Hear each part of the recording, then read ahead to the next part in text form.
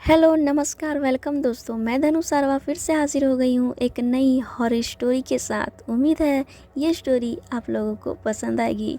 तो चलिए स्टार्ट करते हैं आज की ये हॉरर स्टोरी। दोस्तों मेरा नाम कार्तिक है और मैं अभी अभी एक नए शहर में शिफ्ट हुआ हूँ। मेरी अभी अभी एक सीमेंट के प्लांट में जॉब पक्की हुई है, तो मुझे रहने के लिए रूम का ज़रूरत था।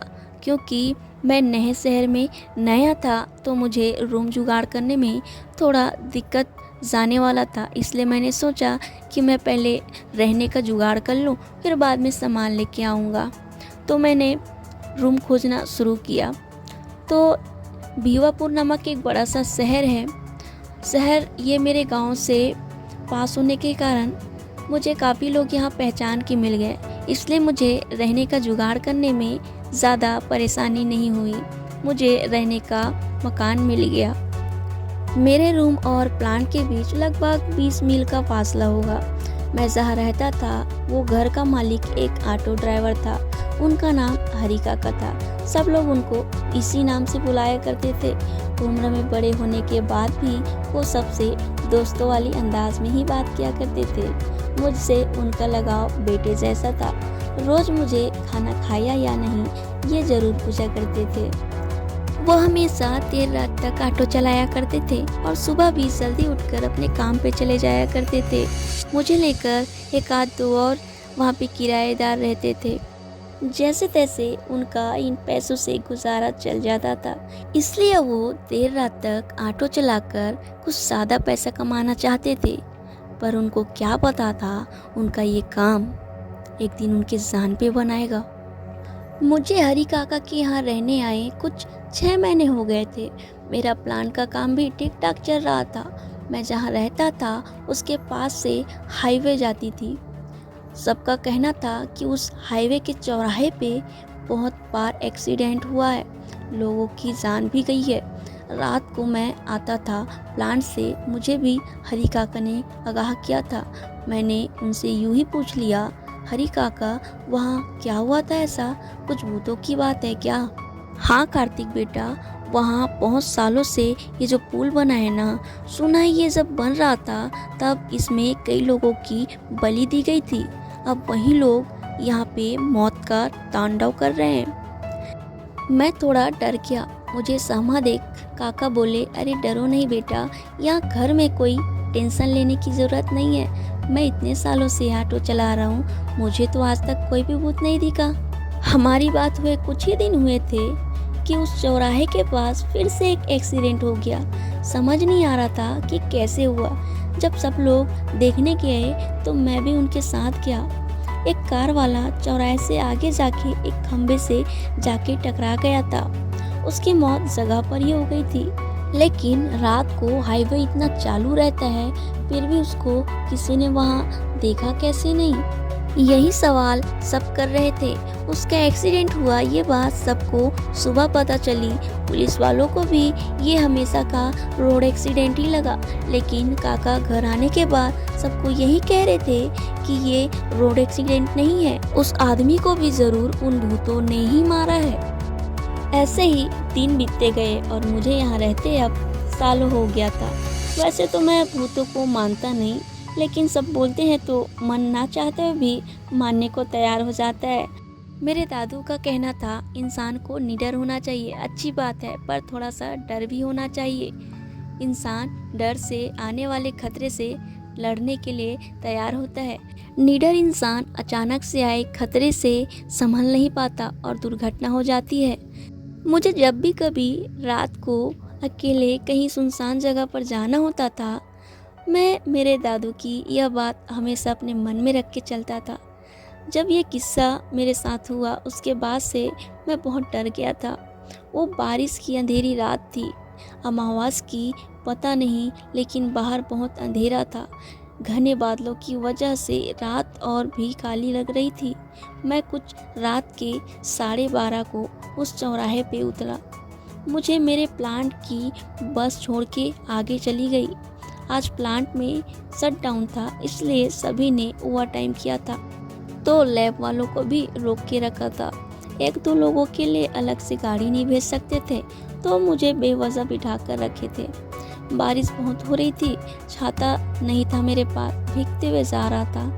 घर उस चौराहे से कुछ 20 मिनट की दूरी पर था।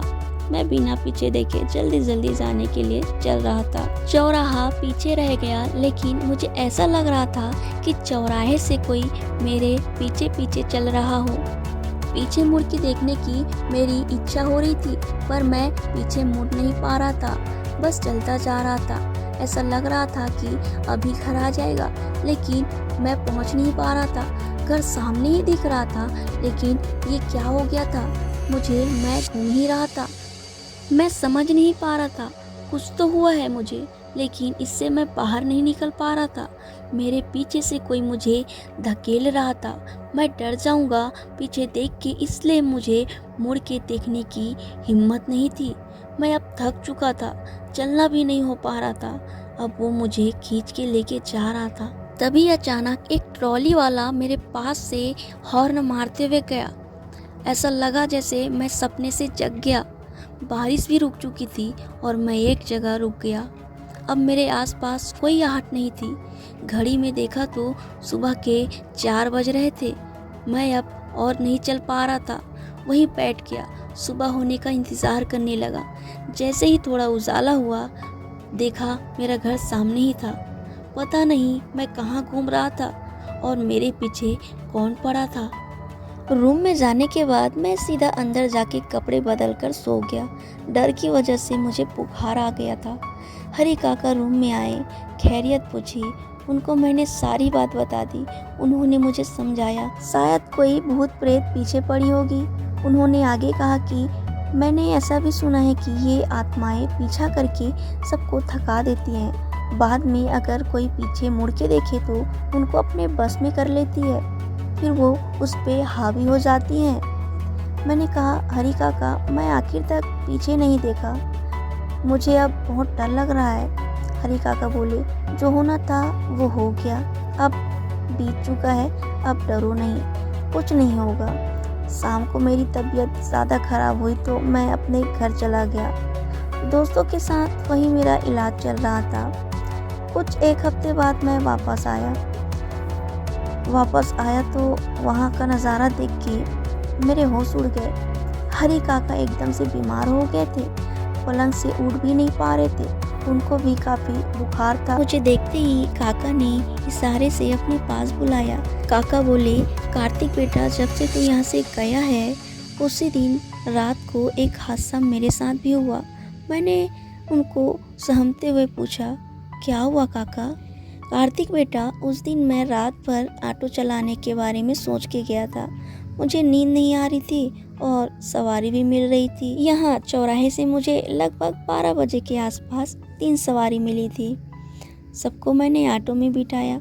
सब अंदर बैठने के बाद कुछ भी नहीं बोल रहे थे, तो मैंने पूछ ही लिया, भाई आप इतनी रात को कहाँ जा रहे हो? नाके पे? उस जगह तो आत्मा घूमती है ना। मेरे किराएदार को भी उन लोगों ने डराया था।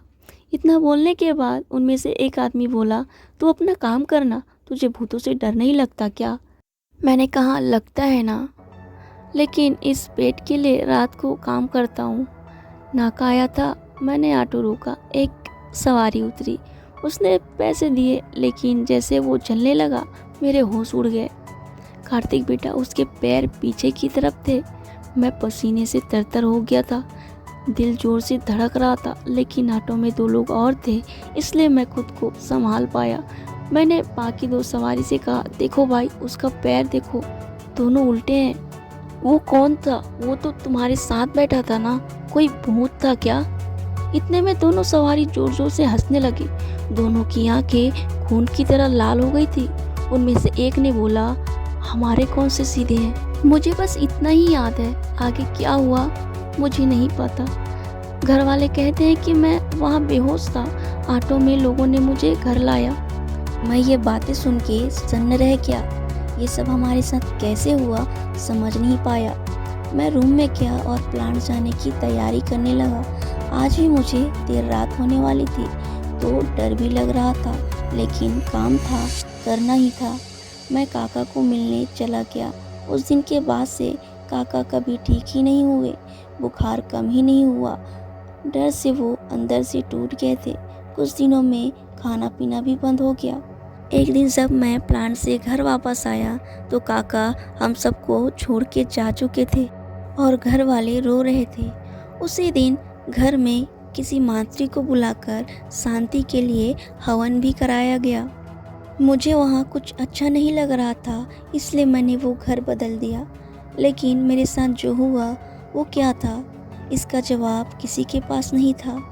उन प्रेत आत्माओं ने काका की जान ले ली थी। मैं बच गया था। भगवान का शुक्रिया करता हूँ हर रोज़ और अपने काम पे चला जाता हूँ। दोस्तों, आज की ये स्टोरी यहीं पे ख़त्म होती है और अगर आप लोगों को ये स्टोरी अच्छी लगी हो तो वीडियो को लाइक कर दीजिएगा और चैनल को सब्सक्राइब कर दीजिएगा ताकि आने वाले समय में आप लोगों को ऐसी ही अच्छी अच्छी कहानियाँ सुनने को मिलती रहे। तो मुझे दीजिए इजाज़त, फिर मिलती हूँ फिर किसी नए हॉरर स्टोरी के साथ। तब तक के लिए बाय बाय, टेक केयर।